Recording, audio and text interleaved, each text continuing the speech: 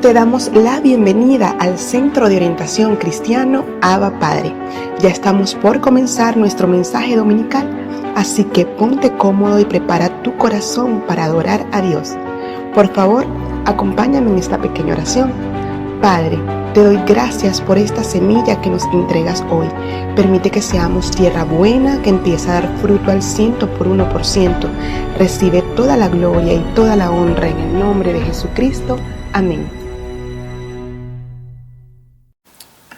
Bien, Dios les bendiga, sean todos bienvenidos a esta transmisión para compartir la palabra del Señor.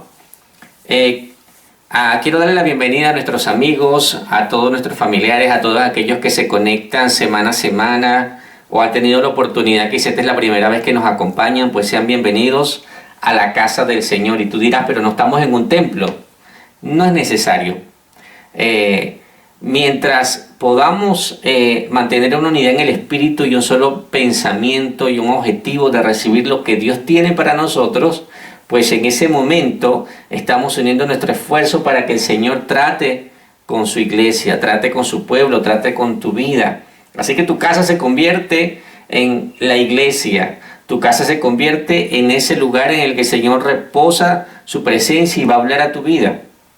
Sin embargo, estamos también muy felices porque la semana pasada sí pudimos tener nuestra primera reunión presencial después de mucho tiempo. Así que nos regocijamos y la semana que viene tenemos nuestra próxima reunión. Así que te animo, si estás escuchando este mensaje, si estás escuchando esta transmisión, que te animes a visitar también este lugar que el Señor nos está dando la oportunidad de poder ocupar para poder tener este servicio. Si pues es el lugar en el que podemos hacerlo frecuentemente, pues amén, o sigamos orando por eso. Pero ya de por sí el hacerlo es una bendición de parte del Señor. Bien, una vez más le doy la bienvenida a nuestros hermanos, amigos, familiares, a todos aquellos que están conectándose en esta mañana. Quiero leer contigo en Juan capítulo 4, versículo 13 y 14, y dice así: Respondió Jesús y le dijo: todo el que bebe de esta agua volverá a tener sed, pero el que beba del agua que yo le daré no tendrá sed jamás, sino que el agua que yo le daré se convertirá dentro de él en una fuente de agua que salte para vida eterna. Este es el encuentro que Jesús tuvo con la samaritana y muchos ya conocen esta historia, pero quiero hablar acerca de eso que le estaba hablando Jesús a esta mujer que quizás no podía entender, pero que estaba buscando. El Señor usó un hecho que estaba pasando con una necesidad biológica, física, que es el hecho de tener sed, de beber el agua, esa necesidad que ella tenía de suplir todos los días y de ir al pozo a sacar esta agua. Y le dice: yo tengo un agua que si tú la bebieras, no tendrías sed jamás, porque esa fuente brotaría todo el tiempo y podrías beber de ella cada vez que lo necesites. Y esta mujer le dice: bueno, si eso existe, dámelo porque no quiero tener sed más. Pero lo que el Señor le estaba hablando era una profundidad que ella no podía entender, quizá como nosotros hoy en día. Estaba hablándole de una necesidad más profunda, una necesidad del alma. Una de las cosas que quiero que hoy reflexionemos es que nos dispongamos a encontrar la fuente. Que te dispongas a encontrar esa fuente de la que habla el Señor. Porque una de las cosas que quiero que reflexionemos es cómo es que si siendo que en este mundo hemos avanzado tanto, estamos en el estado como está. Tú sientes que o percibes que hay cosas que se están deteriorando. Si es así, entonces hoy quiero invitarte a que busques o encuentres la fuente. Quiero empezar hablándote acerca de algo que me llamó la atención y tiene relación con lo que te quiero hablar hoy.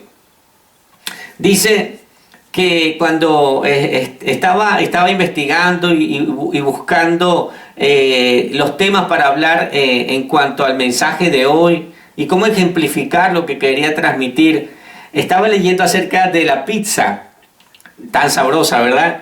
Aquí se acostumbra a comer mucha pizza como en Venezuela y como en muchas partes del mundo. Creo que la pizza es una de las cosas universales, que se ha universalizado, que se consume en muchas partes, en muchos países, y es como una comida rápida, pero muy apetecible por los niños, por los jóvenes, por los adultos, y hay cadenas de pizza muy famosas que son mundiales. Pues la pizza tiene su origen primario en Grecia, la cuna de los panes planos.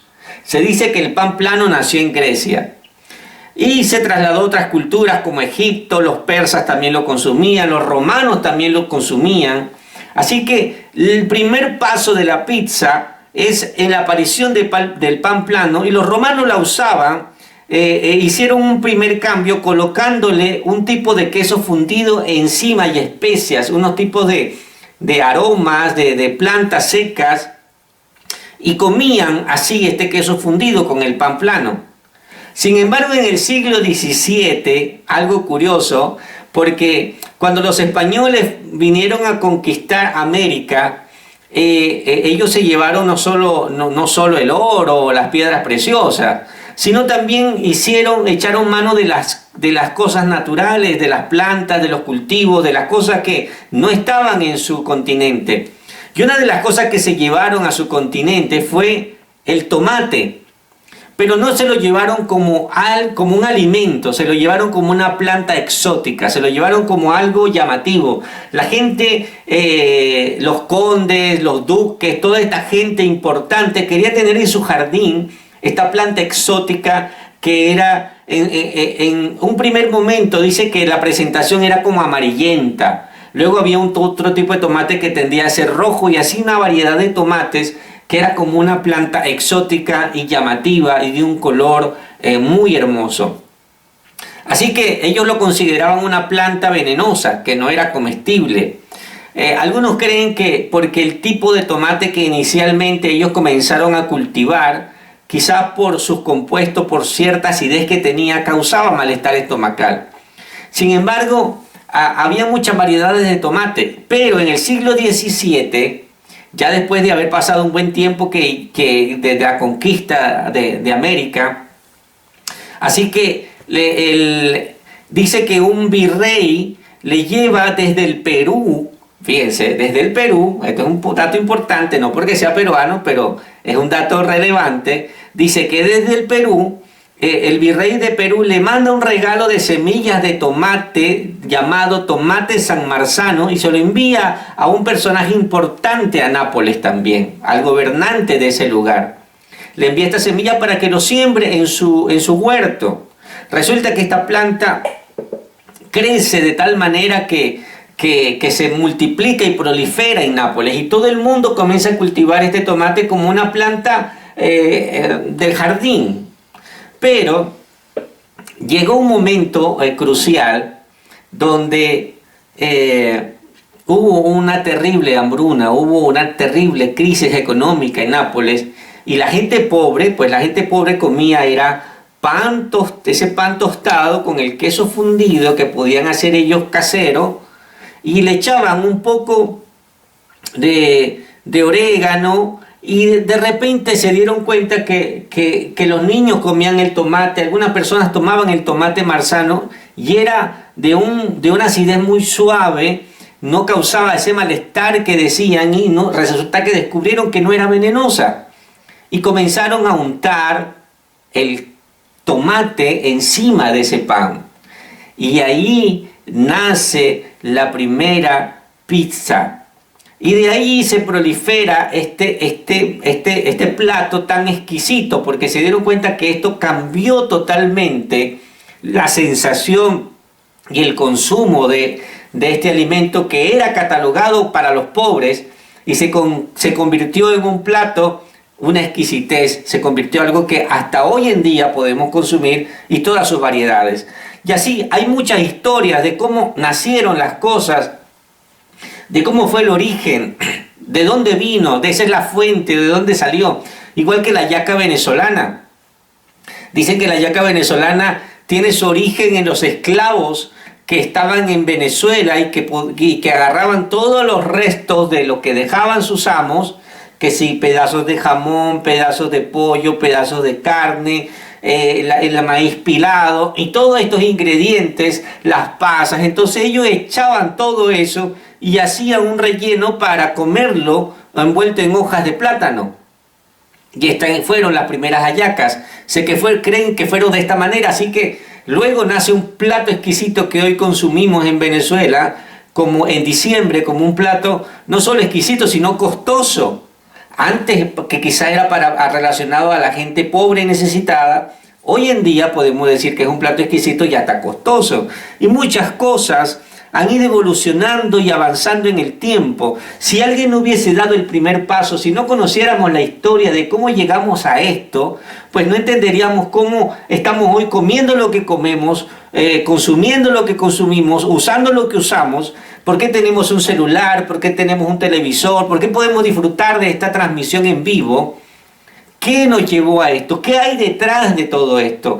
Pues lo impresionante es que cuando vamos a la fuente nos damos cuenta de que estamos beneficiándonos del aporte de alguien que dio un primer paso, luego otro dio un siguiente paso, luego otro utilizó lo que hizo este y lo que hizo este y lo que hizo otro y lo juntó y creó algo nuevo y así sucesivamente. Y lo impresionante es que la ciencia ha avanzado en estos últimos 100 años mucho más que los 1000 años antes de nosotros. Es decir, en este último siglo están los mayores avances de la ciencia en la humanidad. Y es algo impresionante, porque hasta no hace mucho no habían cosas que hoy disfrutan y nuestros hijos o nuestros jóvenes lo ven como normal. Yo creo que muchos de los que están aquí no son viejos ni canosos, pero muchos de ustedes vieron cómo las primeras computadoras fueron comercializándose. Yo recuerdo, tenía como 13 años, 15 años y estaba haciendo un curso de computación con un disquete. Y hoy en día hablarle de un disquete a un muchacho es algo extraño. Aún ya hablarle de un pendrive o hablarle ya es memoria o memoria sólida o otras cosas más avanzadas o la nube. Porque ya no se necesita transportar, porque lo pones en la nube y luego desde otro equipo accedes a esa información. Y cada vez la ciencia y la tecnología van de la mano, llevándonos a un avance a una cosa y a otra, y definitivamente la vida se hace más sencilla en algunas áreas. Y el ser humano tiene la sensación de que está avanzando, de que está mejorando, de que está evolucionando. Pero cabe hacernos la pregunta, porque así como nosotros podemos entender de cómo nació la pizza hace más de 300 años, o cómo ciertos platos se fueron dando con cientos de años de proceso, o la tecnología, ¿cómo es que nosotros entonces podemos entender el fenómeno de lo que hoy te puede llamar la atención o el fenómeno de lo que estás viviendo en tu vida? Porque el Señor le está diciendo a esta mujer, el que beba de esta fuente y el que de alguna forma tome de esta fuente no va a tener sed. Y entonces quiero que nos hagamos una pregunta. Entonces, ¿por qué si nosotros hemos avanzado como humanidad? ¿Por qué si tenemos más comodidades? ¿Por qué si nuestros hijos tienen más comodidades, más juguetes? ¿Por qué tenemos hijos más rebeldes en nuestra época? ¿Por qué si hay más igualdad entre el hombre y la mujer que antes? Hay mejores leyes que protegen al ser humano. ¿Por qué hay más violencia, más divorcios, más agresión, más intolerancia? ¿Por qué si hay más libertad de expresión de lo que había antes y diferencias raciales, prácticamente no se puede comparar a hace 50 años atrás? ¿Por qué entonces hoy hay más deformaciones en la sociedad y aún en aquello que podemos llamar, no sé, identidades que van surgiendo? Hay más información, hay más conocimiento, más acceso inmediato así, pero hay menos interés en conocer y entender. Todo hoy se trata de vivir la experiencia, de lo que me da sensaciones, pero no de entender y aprender realmente.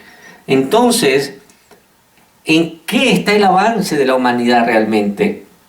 ¿De qué se trata todo esto? Porque cuando buscamos, así como podemos ir hacia atrás en ciertos platos, en ciertos orígenes de las cosas y entender, y nos creemos sabios por entender eso, ¿por qué no buscamos entender que lo que no está bien es porque quizás no estamos encontrando la fuente correcta, no estás en la fuente correcta? Por eso hoy quiero invitarte a que encuentres la fuente. Creo que hoy debemos interesarnos en encontrar esa fuente de la cual quizás estamos usando mal y por eso los resultados son incorrectos.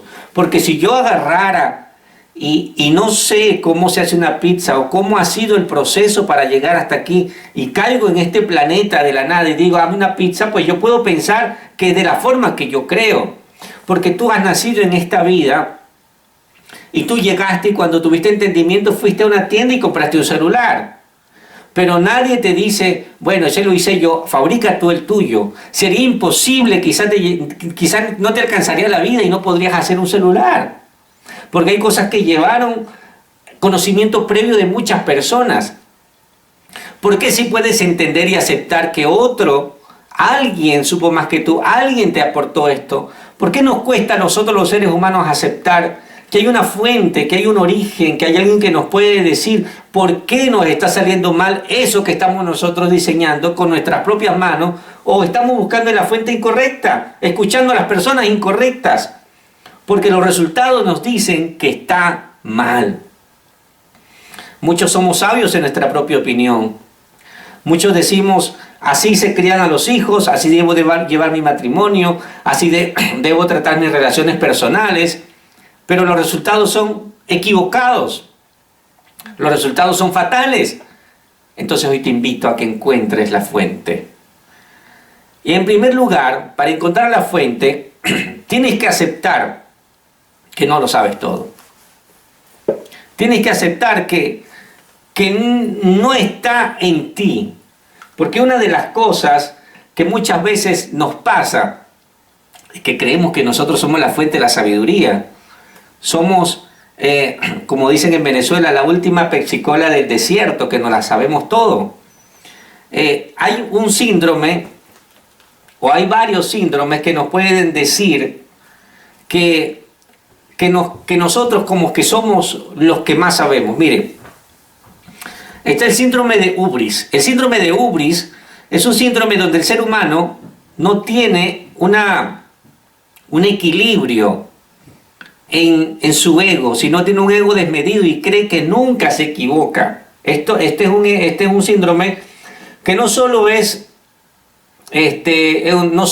como un síntoma de la gente que está en el poder, porque se asocia mucho a la gente que está en corporaciones, en puestos de poder de gobierno, porque tienen mucho poder. Entonces creen que se sienten hasta cierto punto como ciertos mesías, sienten que tienen la responsabilidad de que lo que ellos hacen va a cambiar al mundo y no se equivocan, que solamente serán juzgados por Dios y por ellos mismos. Y la historia los juzgará porque lo que están haciendo nadie más lo puede entender. Entonces se sienten como un tipo de mesías.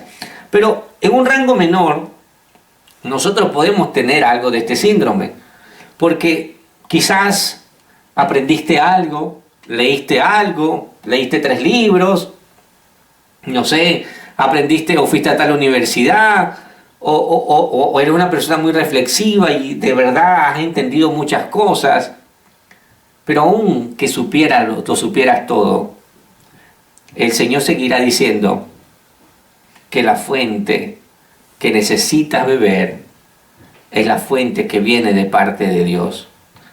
Así que está el síndrome de Hubris, está el efecto de la superconfianza, que es un sesgo cognitivo que sobreestima sus decisiones. Es decir, una persona que sí, que está preparada, tiene conocimiento, por ejemplo, es experto en algo, puede ser un médico, dice que esto le pasa a veces mucho a los médicos, o le pasa también a personas que son expertos en cierta área de su profesión, y tienen tal certeza de lo que son, que creen que nunca se equivocan. que creen que siempre lo que dicen eso es oro. Así que escúcheme porque lo que yo digo es oro, disculpen.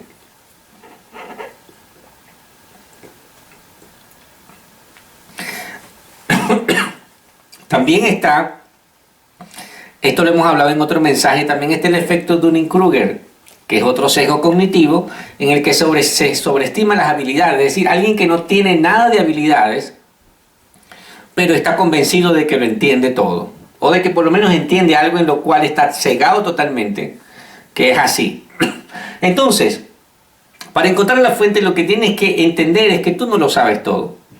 Y a veces aceptar eso que parece tan sencillo no es tan sencillo, porque es un proceso en el que tú tienes que concientizarte de que hay algo más que puedes obtener de eso, o preguntarte, quizás esto que estoy pensando, esto que estoy concluyendo, no es la conclusión total, o esto que estoy entendiendo hoy no es lo definitivo. Mire, una de las cosas que yo he aprendido a nivel personal, y tampoco creo que sea la totalidad, pero sería un consejo, es que me convenzo todo el tiempo, o mejor dicho, trato de aplicar esto en mi vida todo el tiempo, y es que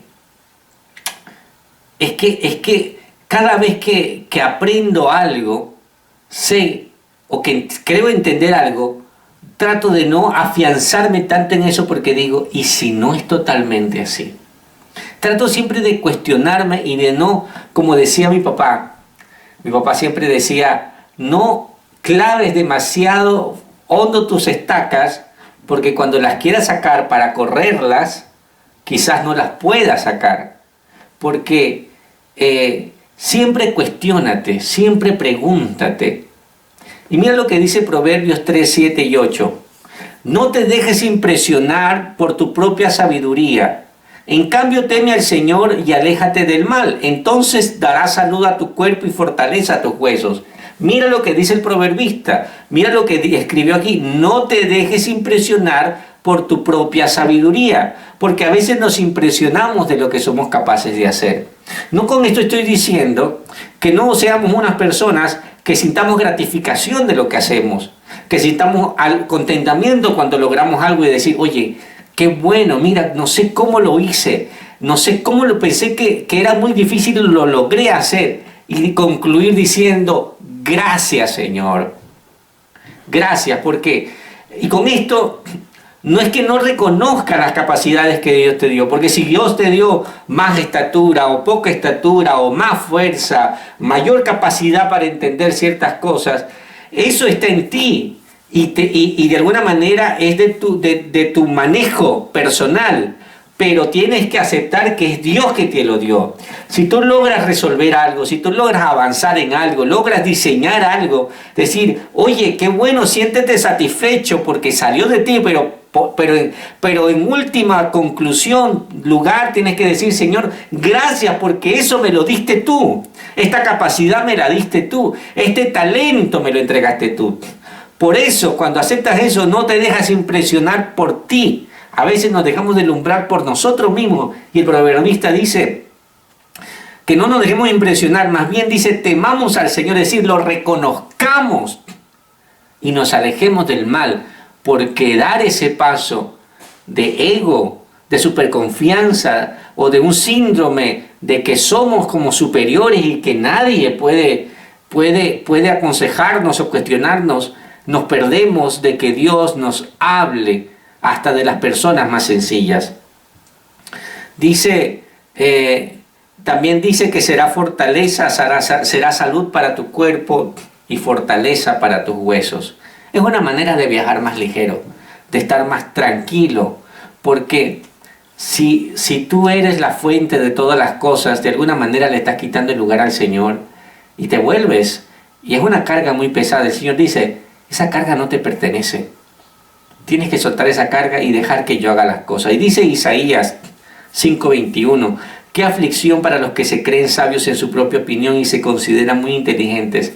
Mira lo que dice Isaías. Isaías dice que es aflicción para los que se creen sabios en su propia opinión y se consideran muy inteligentes. No estoy en contra de la inteligencia, no estoy en contra de la ciencia, no estoy en contra de esto. Lo que trato de traducirte es que para encontrar la fuente, para poder ver cambios en las cosas que tú consideras que no están saliendo bien en tu vida, por ejemplo, ¿qué no está saliendo bien?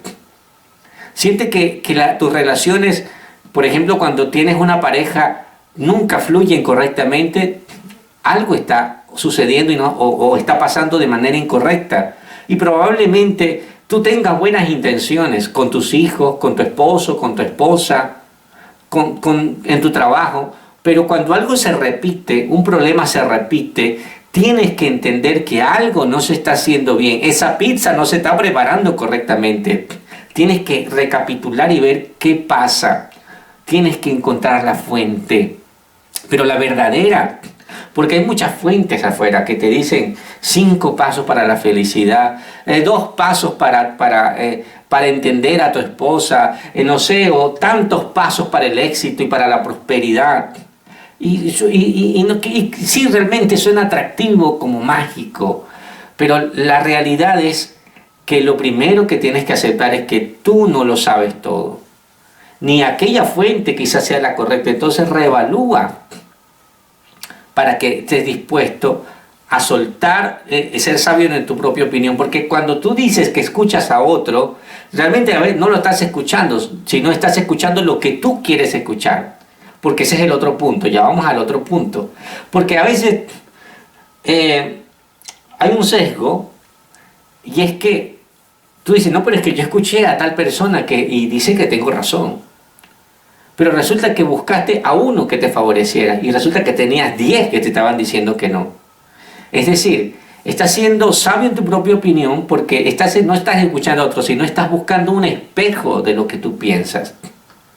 Y eso es lo que hacemos muchas veces cuando buscamos videos, cuando escuchamos ciertos tutoriales de cosas, de problemas. No, pero aquí dice que no, que al niño si tú le dices A o se va a traumar. Y mira, lo dice alguien que dice que conoce mucho, o está certificado, o es esto o aquello. Pero es la fuente definitiva. No digo que el consejo sea malo, no digo que lo que puedo decir, pero siempre tenemos que contrarrestarlo contra la fuente verdadera. Siempre tenemos que volver a la fuente para entender si el resultado que estamos obteniendo no es el esperado.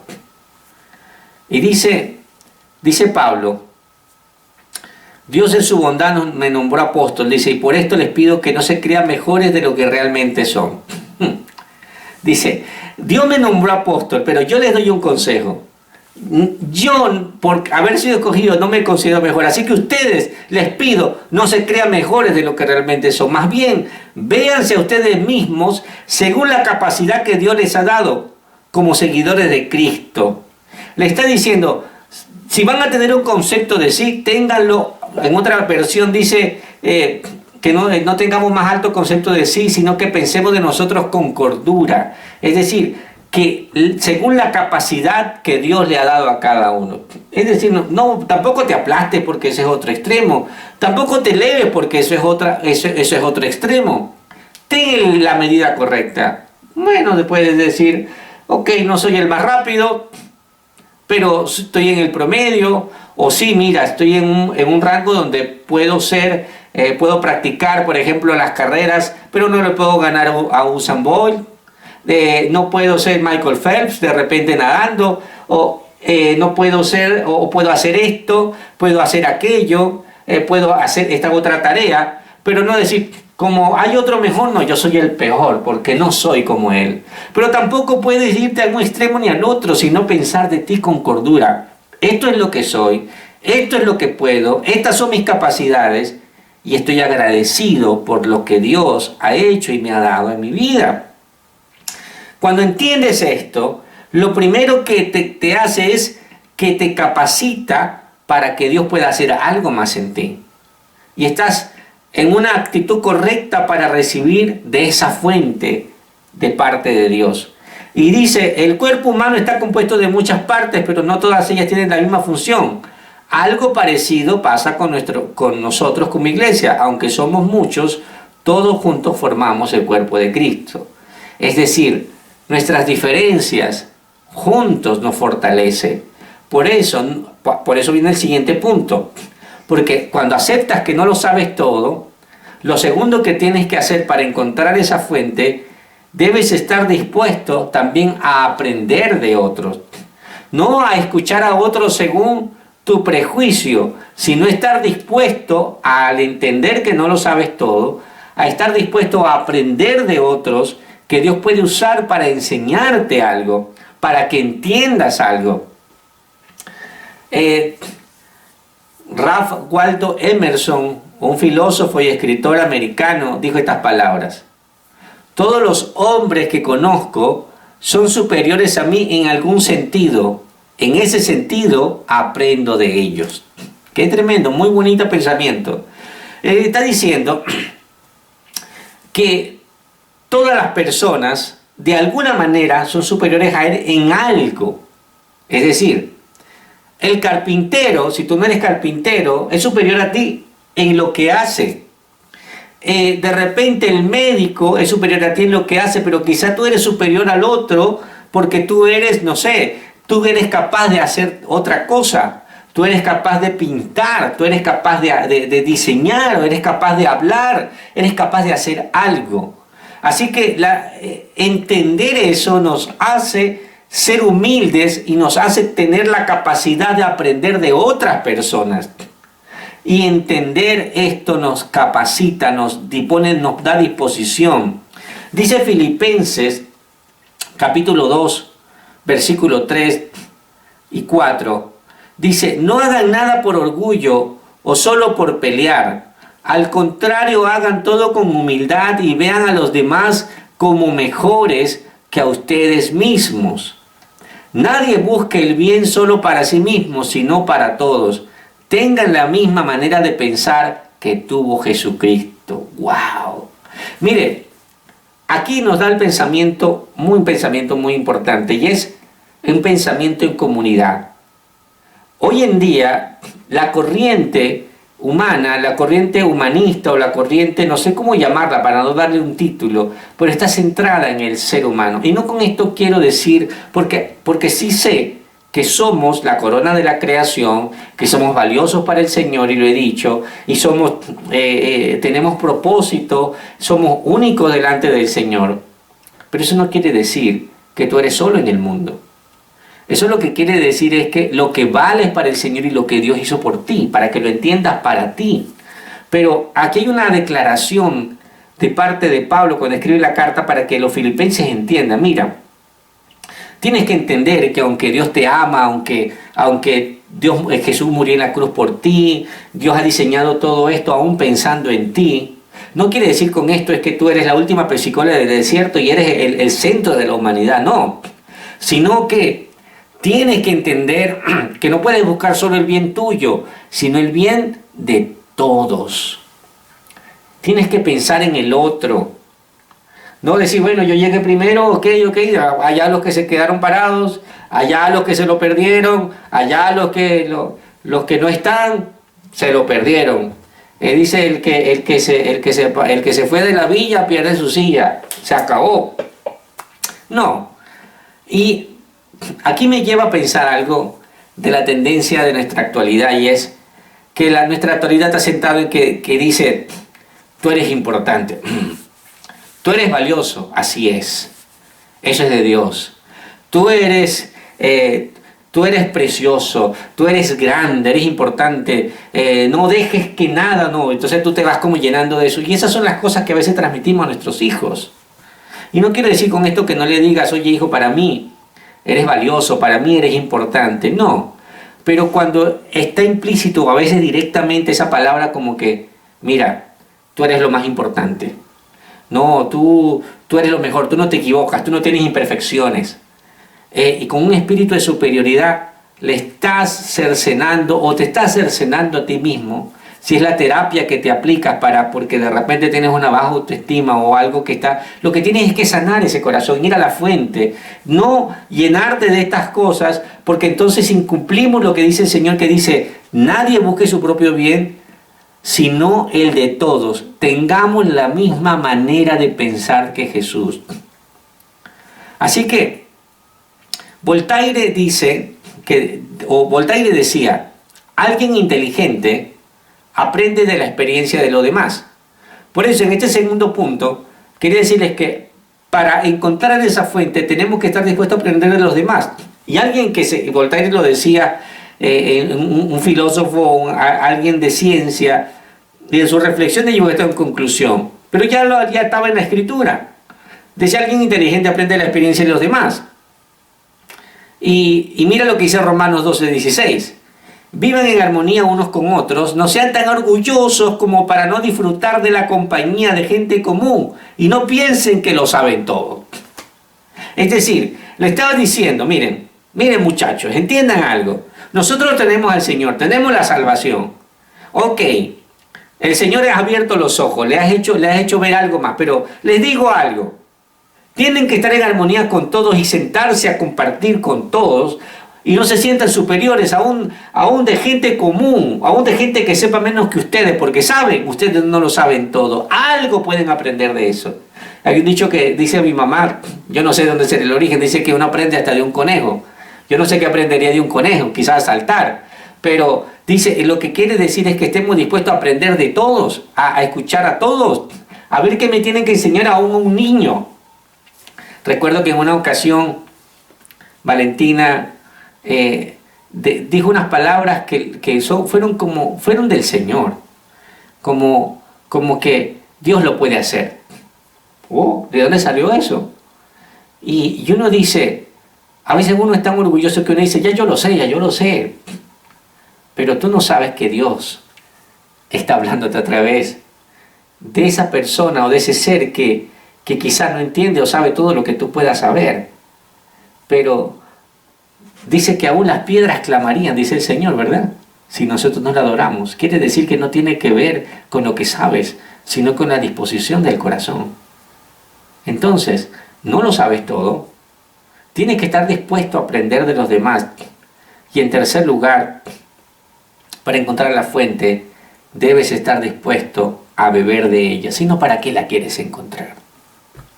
Si vas a seguir haciendo las cosas a tu manera, si vas a seguir bebiendo de otras fuentes y no de la fuente verdadera, entonces, ¿para qué la quieres encontrar? No será hallada por ti, porque vas a estar ciego. Pero yo te quiero decir hoy e invitar a que tumbemos primero estas dos barreras, que no lo sabes todo, que quizás Dios te está hablando a través de otras personas. Y en tercer lugar, disponte hoy a beber de esa fuente. Juan capítulo 20, versículo 31 dice, pero todas las cosas que aquí se dicen se escribieron para que ustedes crean que Jesús es el Mesías, el Hijo de Dios, y para que así por medio de su poder reciban la vida eterna. Entonces, en primer lugar, la receta, la fuente o todas estas cosas que nosotros decimos, pero en la palabra, oye, dicen muchas cosas, ¿y para qué? Bueno, en primer lugar, se escribieron para que tú puedas creer, para que tú puedas entender que Jesús, ¿quién es Jesús? ¿Para qué vino Jesús? ¿Sabe qué significa Mesías? Salvador. Significa aquel que es decir, que lo que tú necesitas en esta vida, lo único es ser salvado, ser rescatado, ser levantado, sanado, abierto tus ojos, es decir, estás en una situación en la que necesitas ser rescatado por un Salvador. Entonces, fueron escritas para que entiendas que estás y que estamos equivocados en muchas cosas y que necesitas ser rescatado. Quizás no sabes que estás preso, pero el Señor dice, estás preso y yo vine a sacarte de esa cárcel. ¿Cómo así? ¿Esto era una cárcel? ¿Estás enfermo? ¿Cómo así? Pero si no tengo un síntoma. Sí, pero no se ve tu enfermedad. Estás en oscuridad. ¿Cómo? Pero yo veo con estos ojos. Pero hay otras cosas que no ves. Entonces por eso necesitas un Mesías. Y dice, para beber de ella tienes que estar dispuesto a beber esta fuente. Y fueron escritas estas cosas en esta fuente de vida eterna, en esta fuente que es su palabra, para que creamos y entendamos que necesitamos a Jesús, que necesitamos este Mesías. Pero también se escribieron, como dice Primera de Corintios 10, que tampoco debemos quejarnos como algunos de ellos lo hicieron, es decir, el pueblo de Israel en el desierto, por ese ángel que de la muerte que los mató. Todo eso le sucedió a nuestro pueblo para darnos una lección, miren, y quedó escrito en la Biblia para que nos sirva de enseñanza. Es decir, ok, la primera parte nos abre los ojos para entender esa realidad que necesitamos creer y recibir al Mesías. Pero en esta otra dice, y las otras cosas fueron escritas para que aprendas, para que las tomes como ejemplo, como en el punto 2, que dice que aprendemos de los errores de otros. Aprendemos de otros, dice como decía Voltaire, él decía que la gente inteligente aprende de la experiencia de los demás, pero a veces no somos inteligentes, a veces tenemos que tropezarnos. Pero qué bueno es esto que dice la palabra, como dicen Corintios, miren, necesito que entiendan que todas estas cosas que están escritas no son para que se asusten o para que digan, wow, Dios, qué malo es, o qué duro. No, es para que entiendas y te des cuenta que en el proceso de la historia, para que veas cómo Dios ha ido cumpliendo sus propósitos, pero para que también aprendas de cómo nosotros nos puede servir el ejemplo de ellos. Y dice, para darnos una lección, y quedó escrito en la Biblia para que nos sirva de enseñanza a los que vivimos en los últimos tiempos. Estamos en los últimos tiempos. Yo creo que el Señor quiere saciar nuestra sed. ¿Tienes sed? ¿Tienes necesidad de beber de esta fuente, de encontrar esta fuente? Yo creo que con estos puntos que hemos hablado, hoy tú puedes encontrar esa fuente que es el Señor, esa fuente que nos ha dejado a través de su palabra. El Señor le dijo a la samaritana, dice, como leímos, todo el que bebe de esta agua volverá a tener sed. Quizás del agua que estás bebiendo hoy, quizás de esa fuente a la que has ido a buscar respuesta a cierta área de tu vida, te dice el Señor, vas a volver a tener sed. Vas a volver a decir, pero no me funcionó, y a buscarla. Pero el Señor te dice, pero si tú bebes del agua que yo te doy, no tendrás sed jamás, sino que el agua que yo te daré se convertirá dentro de ti en una fuente que salta para vida eterna. Escucha bien, eso que el Señor pone en nuestros corazones, eso que el Señor ya ha hecho, es una fuente que brota. Es decir, está incrustada en ti a través del Espíritu Santo una fuente que tiene la fuerza para levantarte, para sanarte, para mejorarte, para hacerte mejor persona, para hacerte mejor papá, mejor esposo. Pero tienes que, a través de su palabra, comenzar a beber de esa fuente que está incorporada en ti. A descubrir qué Dios tiene que decirte. A escuchar con disposición cada vez que escuchas un mensaje, cada vez que escuchas su palabra. Y dice que se va a convertir en una fuente que todo el tiempo va a estar saciando tu sed. Una de las cosas que me ha tocado aprender, y quizás de manera dura, es que cuando algo no sale bien o cuando algo no está bien, no es culpa de Dios, generalmente es mi culpa. Así que asumamos esa responsabilidad y digamos, Señor, no lo sé hacer bien, enséñame. Al Señor no le molesta cuántas veces te equivoques, pero creo que sí le duele el hecho de que ni siquiera lo intentes y que estés convencido en que lo que tú estás haciendo es lo mejor y te hundas en tu orgullo y en nuestra vanagloria. Pidámosle al Señor hoy, Señor, yo quiero encontrar esa fuente.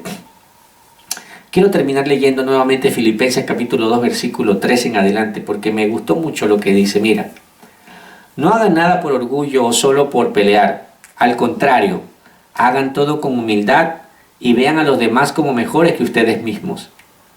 Nadie busque el bien solo para sí mismo, sino para todos. Tenga la misma manera de pensar que tuvo Jesucristo. Aunque Cristo fue igual a Dios, no insistió en esa igualdad. Al contrario, renunció a esa igualdad y se hizo igual a nosotros. Haciéndose esclavo de todos, como hombre se humilló a sí mismo y obedeció a Dios hasta la muerte. Murió clavado en una cruz. Por eso Dios le otorgó el más alto privilegio y le dio el más importante de todos los nombres, para que ante Él se arrodillen todos los que están en el cielo y los que están en la tierra y los que están debajo de la tierra, para que todos reconozcan que Jesucristo es el Señor y den gloria al Dios Padre. ¡Wow! ¡Qué impresionante! ¡Qué ejemplo de nuestro Señor! Dice que no consideró el ser igual a Dios. No lo tomó como algo a lo que quiso aferrarse. Y nosotros nos queremos aferrar a un título, a una posesión, a unas finanzas. Y no estoy diciendo con esto, vuelvo a repetir, que no sea malo que logre ciertas cosas, pero no puedes aferrarte a ellas. No puedes creer y soportar tu valor allí. Decide hoy encontrar la fuente, porque todo un día se acaba. Y un día vas a tener que enfrentar la realidad de la vida. Y es que todos nacemos con una sentencia de fin.